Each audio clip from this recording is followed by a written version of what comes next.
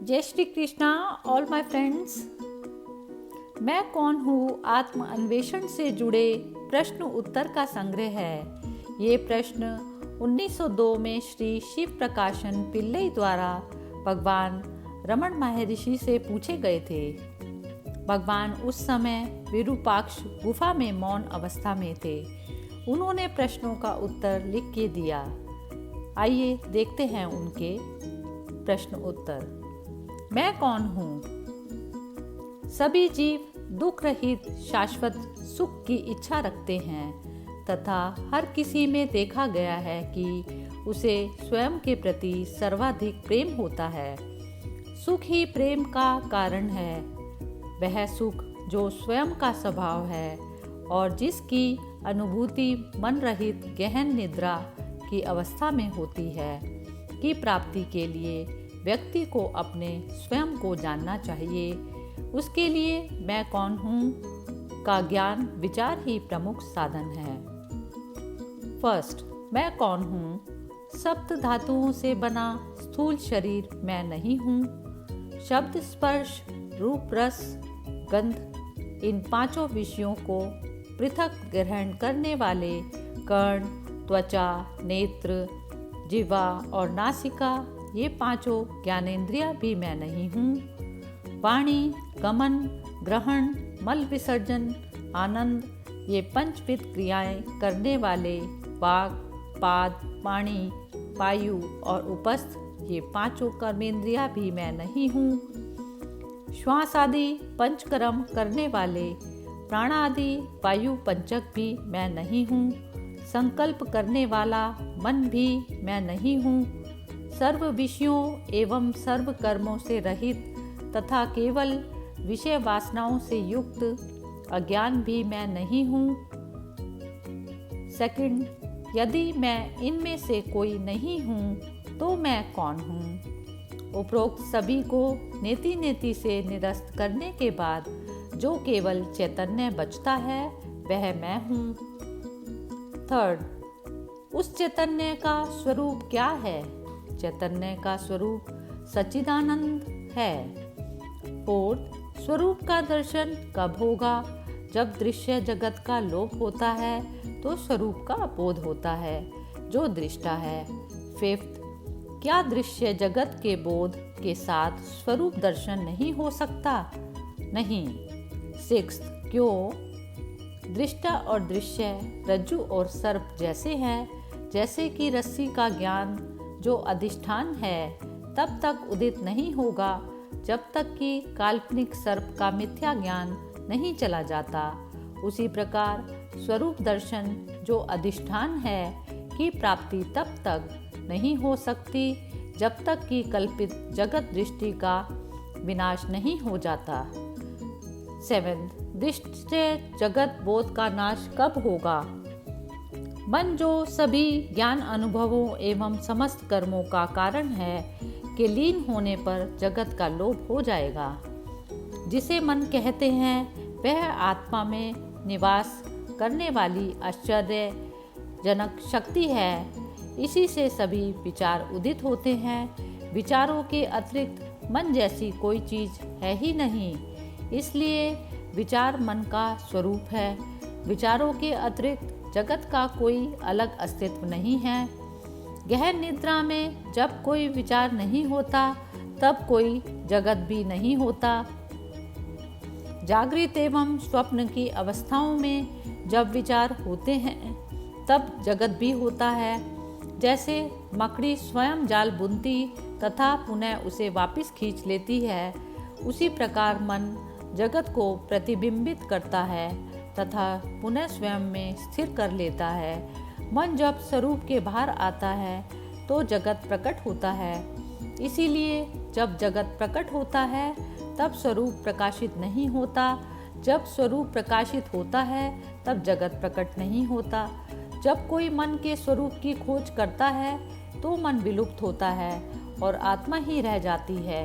निरंतर मन का अस्तित्व सदैव किसी स्थूल पर अवलंबित है। वह अकेला नहीं रह सकता। यह मन है जिसे सूक्ष्म शरीर या जीव कहते हैं। 9, मन के स्वरूप को समझने के लिए अन्वेषण का पथ क्या है? शरीर में जो मैं के रूप में उदित होता है वह मन है। जब कोई खोज करता है कि सर्वप्रथम मैं का विचार शरीर में कहाँ से उदित होता है, तो उसे पता चलता है कि यह हृदय से उदित होता है। वह मन के उदित होने का स्रोत है। यदि कोई लगातार मैं सोचता है तो भी वह उस स्थान पर पहुंच जाएगा। मन में उदित होने वाले समस्त विचारों में मैं का विचार प्रथम है। प्रथम व्यक्ति सर्वनाम के उदित होने के बाद ही द्वितीय एवं तृतीय सर्वनाम प्रकट होते हैं। प्रथम वैयक्तिक सर्वनाम के बिना द्वितीय या तृतीय नहीं हो सकते। 10th, मन स्थिर और शांत कैसे होगा? मैं कौन हूँ के अन्वेषण द्वारा ही मन शांत होगा। मैं कौन हूँ का विचार सभी अन्य विचारों को नष्ट कर देगा। जिस प्रकार शव जलाने के लिए प्रयुक्त डंडा अंत में स्वयं भी जल जाता है, उसी प्रकार वह स्वयं भी नष्ट हो जाता है। तब वहाँ स्वरूप दर्शन होता है। 11, मैं कौन हूँ के विचार को सदैव पकड़े रहने का क्या तरीका है? जब दूसरे विचार उदित होते हैं तो व्यक्ति को उन पर ध्यान नहीं देना चाहिए, बल्कि अन्वेषण करना चाहिए कि वे विचार किसके लिए उदित होते हैं। चाहे जितने भी विचार उदित होते हैं तो क्या फर्क पड़ता है। जैसे ही कोई विचार उदित होता है, व्यक्ति को तत्परता से खोज करनी चाहिए कि किसके लिए यह विचार उदित हुआ। उत्तर आएगा मेरे लिए। इस पर जब व्यक्ति खोज करता है कि मैं कौन हूँ, तो मन अपने स्रोत में वापस चला जाता है और उदित हुआ विचार शांत हो जाता है। इसके बारंबार अभ्यास से मन अपने स्रोत में रहने की दक्षता विकसित कर लेता है। मन जो सूक्ष्म है, जब बुद्धि एवं ज्ञानेंद्रियों के द्वारा बाहर आता है तो स्थूल नाम रूप प्रकट होते हैं, और जब यह हृदय में निवास करता है तो नाम रूप विलुप्त हो जाते हैं। मन को बाहर जाने से रोककर उसे हृदय में स्थिर करने को अंतर्मुखी होना कहते हैं। मन को हृदय से बाहर जाने देने को बहिर्मुखी कहते हैं। इस प्रकार जब मन हृदय में निवास करता है तो मैं जो सभी विचारों का मूल है लुप्त हो जाता है और सदैव अस्तित्वमान स्वरूप प्रकाशित होता है। व्यक्ति चाहे जो भी करे उसे बिना मैं के अहंकार के करना चाहिए। जब कोई इस प्रकार से कर्म करता है तो उसके समक्ष सब कुछ शिव स्वरूप के रूप में प्रकट होगा। 12th, क्या मनोनिग्रह के दूसरे उपाय नहीं हैं? आत्मविचार के अतिरिक्त कोई उपयुक्त उपाय नहीं है। यदि दूसरों से मन नियंत्रण का प्रयास किया जाता है तो लगता है कि मन नियंत्रित है, किंतु वह पुनः प्रकट हो जाता है। प्राणायाम के द्वारा भी मन स्थिर हो जाएगा, किंतु वह तभी तक नियंत्रित रहेगा जब तक कि प्राण नियंत्रित हैं, और जब श्वसन आरंभ होता है तो मन पुनः गतिशील हो जाता है तथा संचित वासनाओं के अनुरूप भटकेगा। मन और प्राण दोनों ही का स्रोत एक ही है। निश्चित ही विचार मन का स्वरूप है। मैं का विचार मन का प्रथम विचार है और यही अहंकार है। जहाँ से अहंकार उत्पन्न होता है वहीं से श्वसन भी आरंभ होता है। इसीलिए जब मन स्थिर होता है तो श्वास नियंत्रित हो जाती है, और जब श्वास नियंत्रित होती है तो मन स्थिर हो जाता है। किंतु सुषुप्ति में यद्यपि मन स्थिर रहता है, किंतु श्वास नहीं रुकता। यह ईश्वरीय इच्छा के कारण है, ताकि शरीर सुरक्षित रहे और लोग यह नहीं समझे कि यह मर गया है। जागृत एवं समाधि की अवस्थाओं में जब मन स्थिर होता है तो श्वास नियंत्रित रहता है। प्राण मन का स्थूल रूप है। मृत्यु के क्षण तक मन प्राण को शरीर में रखता है। जब शरीर मर जाता है तो मन प्राण को साथ ले जाता है। इसीलिए प्राणायाम का अभ्यास मनोनिग्रह में सहायक तो है, किंतु यह मन का नाश नहीं करता। प्राणायाम की तरह मूर्ति ध्यान, मंत्र जप, आहार नियमन आदि मन को स्थिर करने में सहायक है। मूर्ति ध्यान एवं मंत्र जप से मन एकाग्र हो जाता है। मन का स्वभाव है सदा चंचल रहना। जैसा सदा रहने वाले हाथी की सूंड में यदि एक जंजीर दे दी जाए तो वह हाथी जैसे किसी दूसरी चीज को पकड़ने का प्रयत्न किए बिना उस जंजीर को ही पकड़े चलता रहता है, उसी प्रकार मन को भी किसी नाम या रूप में अनुसक्त करने के अभ्यास से यदि जोड़ दिया जाए तो उसी को ग्रहण किए रखेगा। मन जब असंख्य विचारों के रूप में फैलता है तो प्रत्येक मन अत्यंत बलहीन होता है, किंतु विचारों के लीन होते होते ही मन एकाग्र एवं बलवान हो जाता है। ऐसे मन के लिए आत्म अन्वेषण सरल हो जाता है। सकल नियमों में श्रेष्ठ मित्र एवं सात्विक आहार है। इन नियमों के पालन से मन में सत्व गुण की वृद्धि होती है, जो आत्म अन्वेषण में सहायक होगा।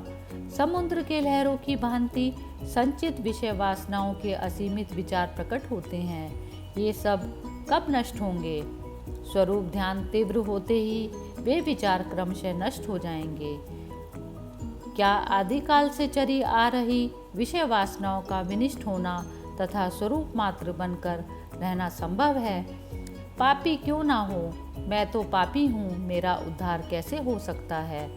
यूं दीन हो प्रलाप न करते हुए मैं पापी हूँ के विचार को पूरी तरह त्याग कर यदि वह सतत स्वरूप ध्यान में संलग्न रहेगा तो निश्चित ही सफल होगा।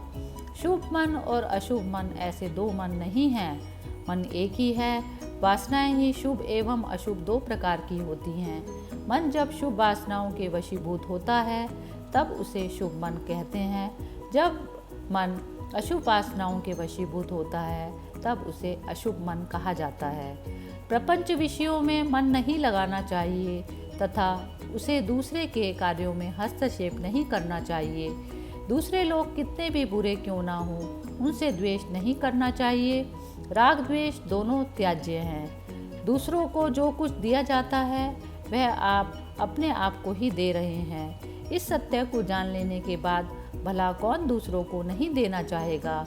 अहमता के उदित होने से सब कुछ उदित होगा, अहमता के विलीन होने से सब कुछ विलीन हो जाएगा। हम जितना अधिक विनम्र हो आचरण करेंगे उतना ही अधिक हमारा हित होगा। मन को निग्रहित करके कोई कहीं भी रह सकता है। आत्म अन्वेषण का अभ्यास कब तक करना चाहिए? जब तक मन में विषय वासनाएं रहती हैं तब तक मैं कौन हूँ का अन्वेषण आवश्यक है। जो जो विचार उठते हैं त्यों त्यों उनके उत्पत्ति स्थान में ही आत्म अन्वेषण द्वारा उन सब का नाश करना। स्वरूप का स्वभाव क्या है? यथार्थ में जो अस्तित्वमान है वह केवल आत्म स्वरूप है। जगत, जीव और ईश्वर इसमें मोती में चांदी के आभास की भांति कल्पित प्रतीति है। ये तीनों एक ही समय प्रकट होकर एक ही समय लुप्त होते हैं। जिस स्थान पर मैं का किंचित मात्र विचार नहीं होता वहाँ स्वरूप है, वही मौन है। स्वरूप स्वयं जगत है, स्वरूप स्वयं मैं है, स्वरूप स्वयं ईश्वर है, सब कुछ शिव स्वरूप है। क्या सब कुछ ईश्वर के कार्य नहीं है? बिना इच्छा संकल्प या प्रयास के आदित्य उदित होता है और उसकी उपस्थिति मात्र से सूर्यकांत, मणि, पत्थर, अग्नि उगलता है, कमल खिलता है, पानी बाष्पित होता, लोग विभिन्न कार्यों में प्रवृत्त होते तथा उन्हें करने के बाद निष्क्रिय होते हैं। जिस प्रकार चुंबक के समक्ष सुई हिलती है उसी प्रकार संकल्प विहीन ईश्वर की सन्निधि विशेष मात्र से होने वाले त्रिकर्मों अथवा पंचकृत्यों से नियंत्रित सकल जीव अपने अपने कर्मानुसार कार्य कर विश्राम करते हैं। इसके विपरीत वह संकल्प रहित है, वह किसी कर्म से बंधा नहीं है। यह ठीक उसी प्रकार है जैसे लोक क्रियाएं सूर्य को प्रभावित नहीं करती या अन्य चार भूत के गुण अवगुण व्यापक आकाश पर प्रभाव नहीं डाल पाते। भक्तों में श्रेष्ठ कौन है? स्वरूप के रूप में उपस्थित ईश्वर को जो स्वयं को समर्पित करता है वह सबसे उत्तम भक्त है। ईश्वर को समर्पित करने का अर्थ है कि आत्मा के अतिरिक्त विचारों को उदित होने के लिए बिना स्थान दिए जो निरंतर आत्मा में रहता है। ईश्वर के ऊपर जो भी भार फेंके जाते हैं वह उनको वहन करता है। जब परमेश्वर शक्ति सकल चीज़ों को संचालित करती है तो अपने आप को उसको बिना समर्पित किए क्यों हम निरंतर विचार द्वारा चिंता करते हैं? कि क्या करना और किस प्रकार करना चाहिए। हम जानते हैं कि रेलगाड़ी सभी बोझ ले जाती है, इसलिए उसके भीतर प्रवेश के उपरांत हमें छोटा भार रेलगाड़ी में रखकर आराम अनुभव करने की जगह तकलीफ सहते हुए अपना सामान सिर पर क्यों लादे रहना चाहिए। वैराग्य क्या है? जैसे ही विचार उदित होते हैं, उन्हें उनके जन्म स्थान पर उनका बिना कोई चिन्ह छोड़े तुरंत नष्ट कर देना वैराग्य है। जैसे गोताखोर अपने कटी पर एक पत्थर बांधे समुद्र के तल पर तैरता है तथा वहां से मोती प्राप्त करता है, उसी प्रकार हम में से प्रत्येक को वैराग्य द्वारा अपने स्वयं के भीतर गोता लगाना चाहिए तथा आत्मा रूपी मोती प्राप्त करना चाहिए। क्या ईश्वर या गुरु किसी जीव को मुक्ति नहीं दे सकते? ईश्वर या गुरु केवल मुक्ति का मार्ग दिखाएंगे, वे स्वयं जीव को मुक्ति की अवस्था में नहीं ले जा सकते। वास्तव में ईश्वर एवं गुरु भिन्न नहीं हैं। जिस प्रकार चीते के जबड़े में आया शिकार बाहर नहीं निकल पाता, उसी प्रकार जो गुरु की अनुकंपा दृष्टि की परिधि में आ गए हैं, वे नष्ट नहीं होंगे बल्कि गुरु द्वारा रक्षित होंगे। यद्यपि हर किसी को ईश्वर या गुरु द्वारा दर्शाए गए मार्ग पर स्वयं प्रयत्न करना एवं मुक्ति प्राप्त करनी चाहिए। स्वयं को स्वयं के ज्ञान चक्षु द्वारा जानना है। कोई किसी दूसरे के चक्षु द्वारा कैसे जान सकता है? क्या वह जो राम है, उसको यह जानने के लिए कि वह राम है, एक दर्पण की आवश्यकता होती है? मुक्ति की इच्छा रखने वालों को क्या तत्वों का अन्वेषण करना चाहिए? जिस प्रकार कोई कूड़े को फेंकना चाहता है तो उसे उसका विश्लेषण करने या यह देखने के लिए कि वह क्या है की आवश्यकता नहीं होती, उसी प्रकार जो अपने स्वयं को जानना चाहता है तो उसे स्वरूप को ढकने वाले तत्वों को निरस्त करने के स्थान पर उनकी संख्या गिनने या उनकी विशेषताएं जानने की आवश्यकता नहीं है। संसार को स्वप्न जैसा मानना चाहिए। क्या जागृत एवं स्वप्न में कोई भेद नहीं है? जागृत की अवस्था दीर्घ तथा स्वप्न की क्षणिक होती है, इसके अतिरिक्त उनमें कोई भेद नहीं है। जागृत में जागृत की घटनाएं जितनी सच लगती हैं, उसी प्रकार स्वप्न के समय स्वप्न की घटनाएं उतनी ही वास्तविक लगती हैं। स्वप्न में मन एक दूसरा शरीर धारण करता है। जागृत एवं स्वप्न दोनों ही अवस्थाओं के नाम रूप के विचार क्रमशः आते रहते हैं। क्या मुमुक्षु के लिए शास्त्र पढ़ना उपयोगी है? सभी शास्त्र कहते हैं कि मुक्ति पाने के लिए मन को निग्रहित करना चाहिए। उनके उपदेशों का सार है कि मन को शांत करना चाहिए। एक बार इसे समझ लेने पर पुस्तकों के अत्यधिक अध्ययन की कोई आवश्यकता नहीं है। मन को स्थिर करने के लिए अपने स्वयं के भीतर केवल अन्वेषण करना चाहिए कि वह स्वयं क्या है। यह अन्वेषण पुस्तकों में कैसे किया जा सकता है? अपने स्वयं की ज्ञान दृष्टि से अपनी आत्मा को जानना चाहिए। स्वरूप पंचकोशों के भीतर है, किंतु पुस्तकें उनके बाहर हैं। जब अपने स्वयं का अन्वेषण पंचकोशों के निरस्तीकरण से करना है तो क्या इसको पुस्तकों में करना व्यर्थ नहीं है? एक समय आएगा जब उसे समस्त सीखी हुई चीज़ों को भूलना होगा। सुख क्या है? सुख आत्मा का सहज स्वभाव है। सुख एवं स्वरूप अलग नहीं है। संसार की किसी वस्तु में कोई सुख नहीं है। हम अपने अविवेक के कारण कल्पना करते हैं कि प्रपंच वस्तुओं से सुख प्राप्त करते हैं।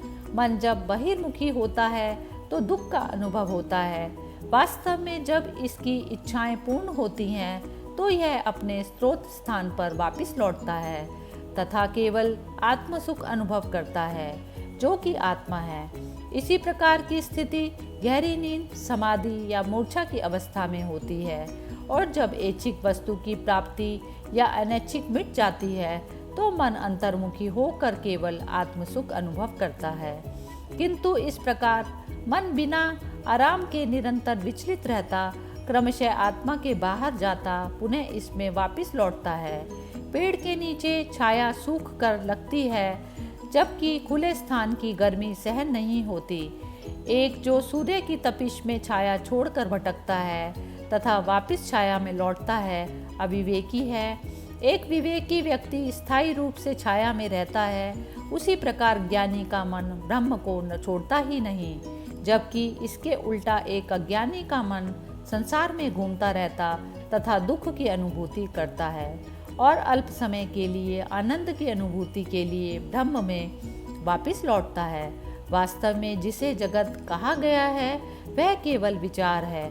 जब जगत विलुप्त होता, जब कोई विचार नहीं रहता, तो मन आनंद की अनुभूति करता है और जब जगत प्रकट होता है तो उसे दुखों की अनुभूति होती है। ज्ञान दृष्टि क्या है? मौन रहना ज्ञान दृष्टि है। मौन रहने का अर्थ मन को आत्मस्वरूप में लीन करना है। यह अवस्था ही ज्ञान दृष्टि कहलाती है। दूसरों के विचार पढ़ना या जानना, भूत भविष्य एवं वर्तमान का त्रिकाल ज्ञान, दूर देशों के पदार्थों को जानना या ग्रहण करना, इन सबको कभी ज्ञान दृष्टि नहीं कहा जा सकता। वैराग्य तथा ज्ञान के बीच क्या संबंध है? वैराग्य स्वयं ज्ञान है। वैराग्य एवं ज्ञान अलग नहीं है, वस्तुतः दोनों एक हैं। वैराग्य आत्मा से मन को किसी वस्तु की ओर ले जाने से रोकता है। ज्ञान का अर्थ आत्मा के अतिरिक्त किसी वस्तु का प्रकट ना होना है। दूसरे शब्दों में किसी अन्य चीज में प्रवृत्त ना होना वैराग्य है। स्वरूप का कभी परित्याग ना करना ज्ञान है। क्या है? बंधन में पड़े अहम का अन्वेषण करना तथा बंधन से मुक्त अपने स्वयं के यथार्थ स्वरूप को जानना मुक्ति है। जय श्री कृष्णा।